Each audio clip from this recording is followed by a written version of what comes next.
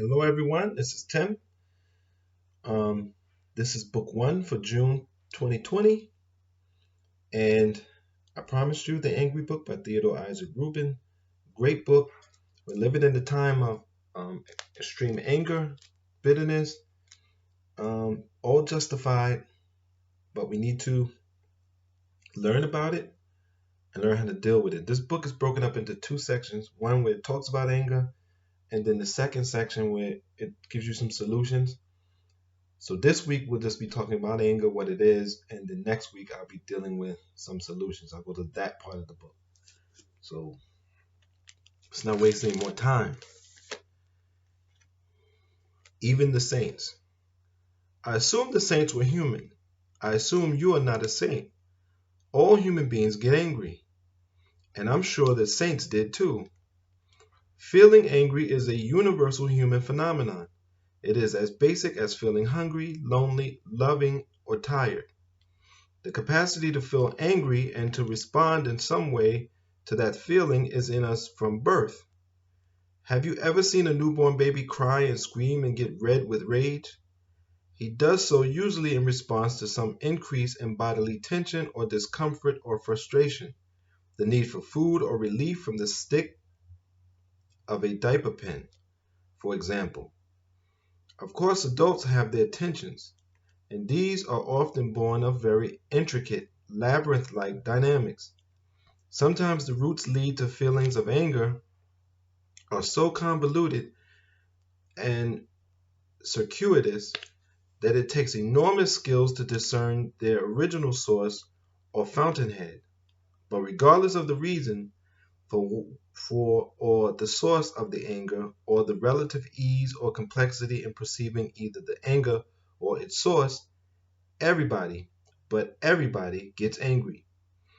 As you will see later on, this may not always be apparent, but it is so. The only exceptions are those poor unfortunate people who suffer from one or another form of severe brain damage. Learning. Those of us who are physiologically whole are born with the potential to feel and express anger. But the things that happen or that make us angry, how we feel angry, and what we do when we are angry are not the same for all of us. The particular individual ways in which we respond are learned. Generally, no one sits down and gives us lessons. We learn in more effective ways starting from the moment we are born. Children are extremely perceptive and absorb what goes on around them long before they can talk or even comprehend language. They are like finely tuned receivers that pick up much more than is merely said. They are receptive and attuned to every mood, feeling, and change that goes on in people around them. They are particularly affected by the way their parents, sisters, and brothers feel and act. Many young children respond to a mother's mood long before she herself is consciously aware of its existence. This applies particularly to approval and disapproval of how the child feels and acts. Don't protect your children because they're going to see the reality. You can't hide it. Children do, in fact, receive and record what goes on around them, and they learn. They learn by doing over and over again, by repetition, and this doing is often initiated by imitation. They also learn by identification with a parent or relative. They learn by experimenting and testing, that is, by doing and then observing parental response to their actions. Of course, all this applies to emotions and how the parents emote and respond to the child's feelings, especially the feeling and expression of anger. Let freedom ring. Health is relative.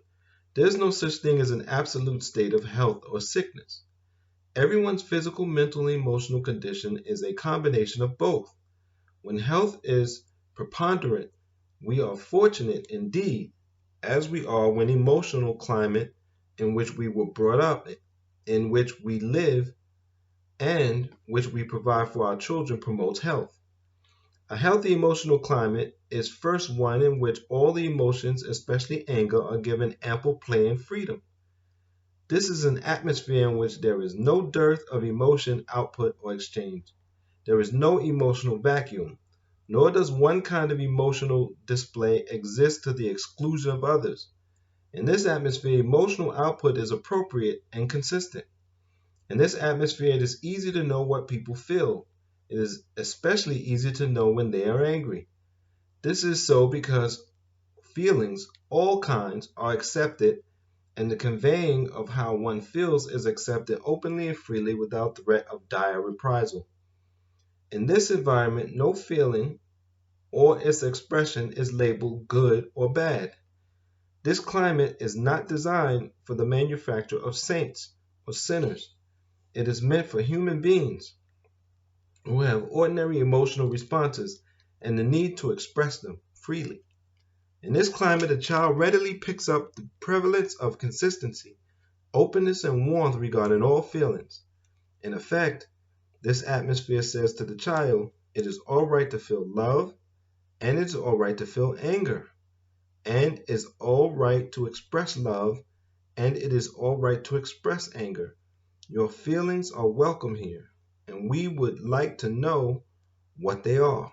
You are loved and accepted and safe with all your feelings. You needn't stifle any of them to please us.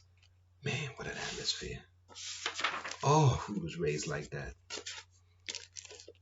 I don't think I need to say much else. This is The Angry Book, Theodore Isaac Rubin. It's rough out here. The cities are burning. But of course, we knew this was coming. Um, we thought we had some years maybe ahead before, but it's all happening. And we need to work through it because there will be an after. Until next time, I just want to say thank you for supporting my platforms, and take care of your mind, your body, and be safe.